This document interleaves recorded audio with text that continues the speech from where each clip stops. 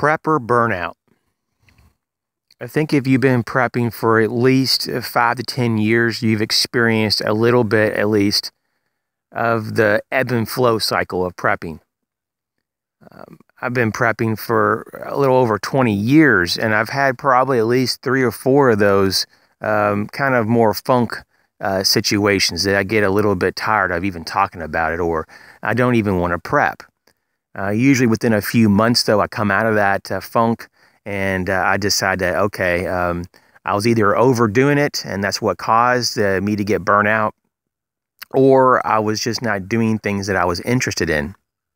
And so to keep, prepping fresh, you have to mix in a little bit of the stuff that you like to do and like to prep for example, and to learn skills and things that are interesting to you. Now, while you do that, you mix in other things that you may not be so jazzed up to want to do, but you do anyways. So it's almost like you reward yourself by doing some of the preps that you really get a kick out of. And so, for example, for me, I'm really not so big into, building medical kits. It's just really, it's not the most interesting thing to gather that kind of supplies, because typically you just put it away and you kind of forget about it until you need it. Just like water, purification and filtration systems. There's a lot of people like myself that know that unless there was a really extreme emergency, you're probably never going to be using those filters. And so it's like, it's kind of hard to want to, spend money on them, for one, but you need them.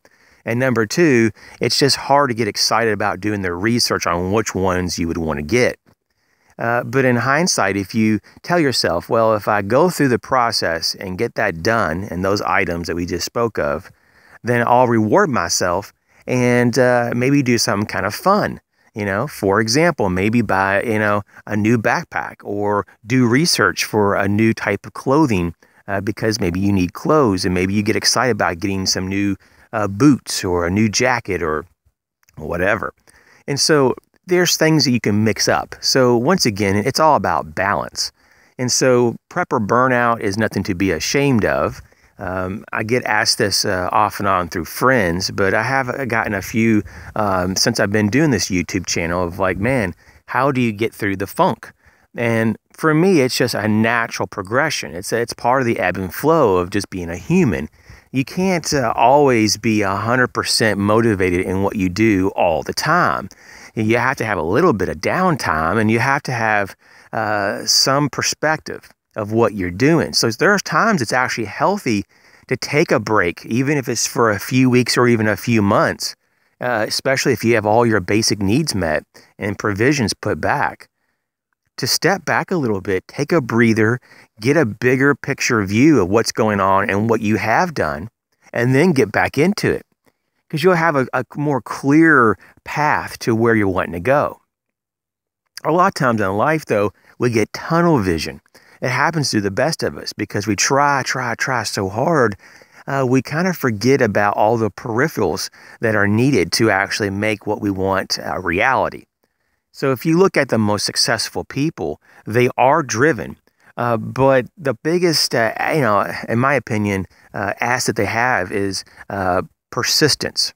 And even if they go through their ebbs and flows and their ups and downs, which successful people do, they have peaks and valleys, and a lot of them will even go in reverse, and they'll move backwards, and they'll have sometimes erase many, many months, if not years, of progress, at least in their mind. But then they have opportunities to make forward advances and to take that ground back. And so this is the same thing with prepping. We have different types of challenges.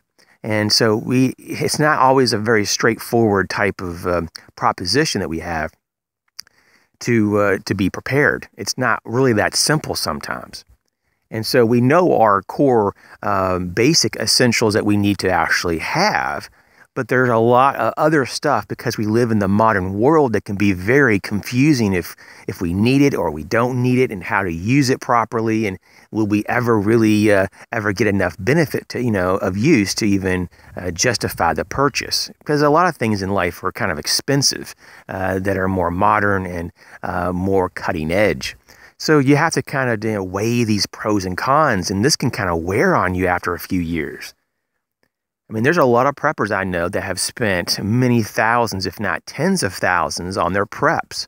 And it can be kind of something in the back of the mind that says, man, I could have got me a really nice car with all these resources that went into these preps. And so there are times that you'll start to second guess yourself, and that is normal. But just don't allow that to kind of run away and take over and make you start to doubt and question your overall focus and direction, which is to be prepared. It's being responsible to yourself and your family. And there's nothing wrong with that. In fact, you have a responsibility to do that, to be prepared. It is not the job of others and the government to take care of you, as we talk about on the channel. So maybe this would be at least the beginning point of a conversation here for burnout. If you've experienced prep or burnout, I would love to hear about why you think you did have it, and if you've been able to overcome it. If you could share that as well in the comment section, I would appreciate that as well. Thanks for hitting the like button. Thanks for subscribing. Thanks for sharing the video. It really helps the channel when people share the videos. Some of my best videos have gone out and about and have been seen by many people were those that were shared. So thanks for doing that. As always, I hope everyone's well. You guys take care.